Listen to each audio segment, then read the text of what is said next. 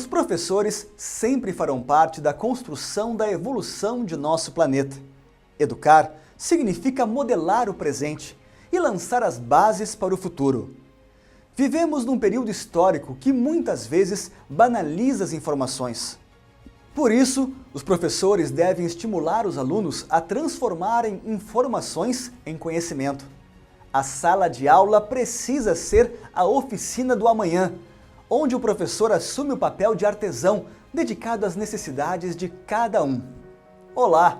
Hoje vamos falar sobre a aprendizagem significativa na prática. Com a evolução dos estudos da pedagogia, da psicologia da educação e da neurociência, podemos distinguir 3 tipos de aprendizagem. Aprendizagem cognitiva, que resulta no armazenamento organizado de informações na mente do ser que aprende, e esse complexo organizado é conhecido como estrutura cognitiva. Aprendizagem afetiva, que diz respeito aos sinais internos ao indivíduo e pode ser identificada com experiências tais como prazer e dor, satisfação ou descontentamento, alegria ou ansiedade. Algumas experiências afetivas sempre acompanham as experiências cognitivas. Portanto, a aprendizagem afetiva é concomitante com a cognitiva. Aprendizagem psicomotora, a qual envolve respostas musculares adquiridas por meio de treino e prática, mas alguma aprendizagem cognitiva é geralmente importante na aquisição de habilidades psicomotoras. Hoje, nós vamos falar sobre a teoria da aprendizagem significativa, a qual procura explicar como ocorre a aprendizagem cognitiva. Essa teoria foi desenvolvida por David Ausubel.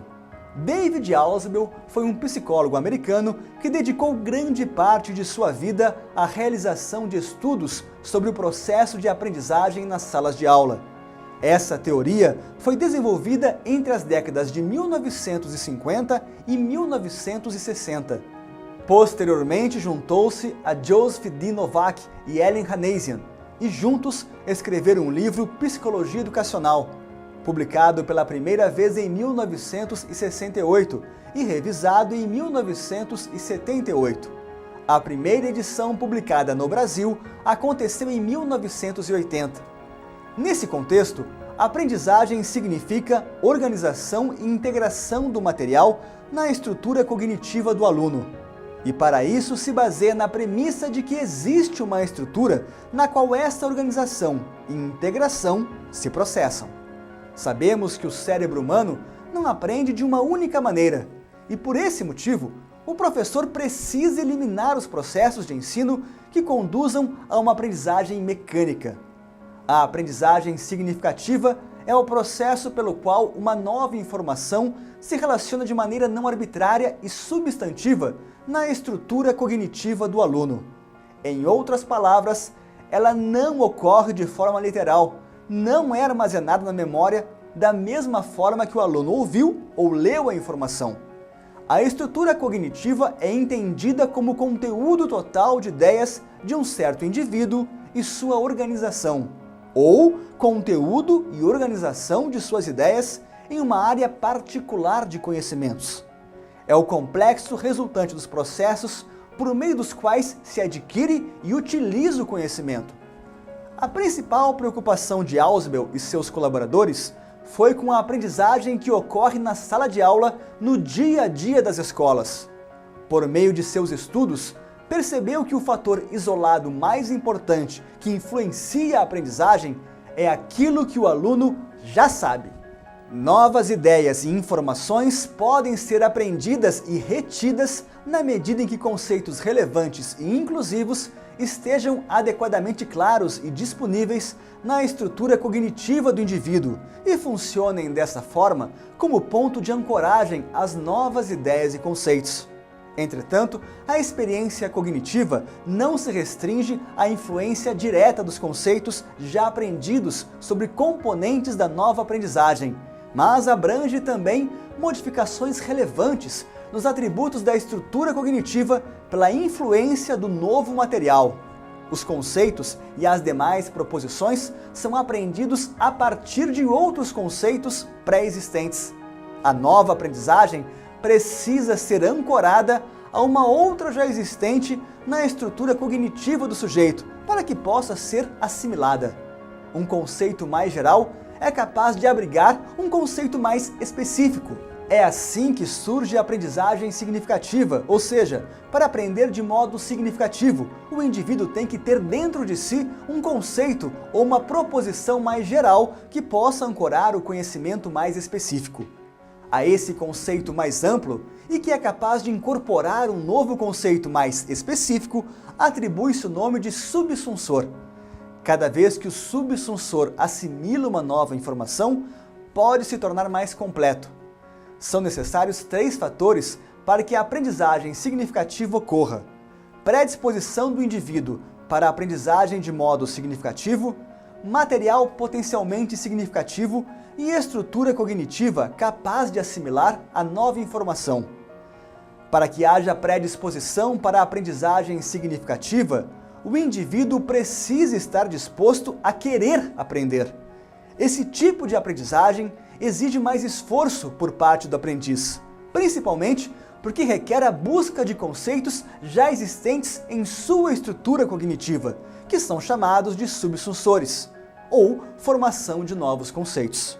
Como exemplo, pode-se citar que ao ler um texto desconhecido, cabe ao indivíduo questionar como é que os conceitos apresentados podem se relacionar com o que ele já sabe.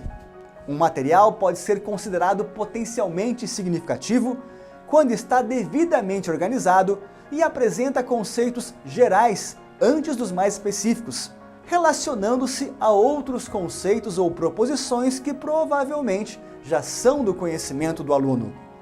Quanto à estrutura cognitiva do aprendiz, nela devem estar disponíveis os conceitos subsunsores específicos com o qual o novo material é relacionável. E se o indivíduo não possuir um conjunto de conhecimentos prévios, subsunsores, sobre o novo conceito ou proposição a ser aprendida, a aprendizagem significativa não ocorrerá. Mas o instrutor pode provê-los por meio de organizadores prévios.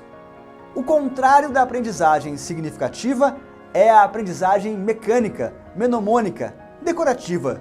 Refere-se à aprendizagem de novas informações com pouca ou nenhuma associação com conceitos relevantes existentes na estrutura cognitiva.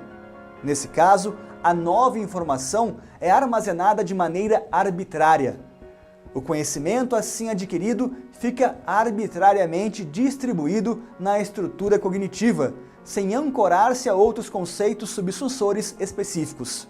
Seu destino é o esquecimento. A aprendizagem significativa e a mecânica não são necessariamente opostas, mas sim complementares.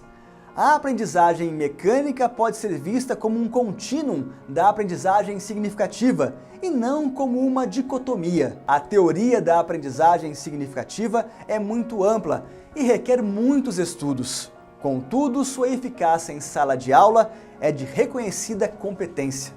Há várias pesquisas desenvolvidas nos últimos 30 anos que demonstram resultados surpreendentes quando se avalia o processo de ensino-aprendizagem que ocorre em sala de aula e sua prática fora dela. Por isso, essa teoria foi indicada como um dos pilares do processo de ensino-aprendizagem do programa Caminhos para a Cidadania, principalmente no que diz respeito à produção do material didático e aos encontros temáticos, dos quais participam os professores de 5º ano da rede municipal conveniada. Professores e alunos serão instigados a trabalharem de forma diferenciada no que diz respeito ao tema educação ambiental.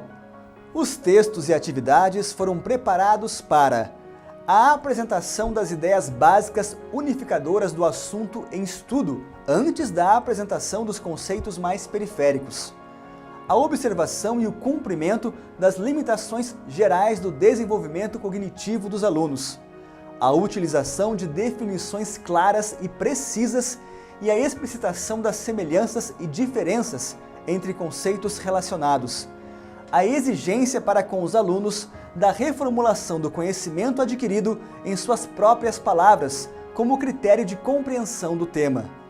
Enfim, propomos a você, professor, uma nova forma de conceber o processo de ensino-aprendizagem no desenvolvimento do programa Caminhos para a Cidadania. Juntos, poderemos auxiliar no preparo de nossos alunos, para que, enquanto cidadãos conscientes, tenham como principal valor moral a preservação da vida como um todo, inclusive do meio ambiente.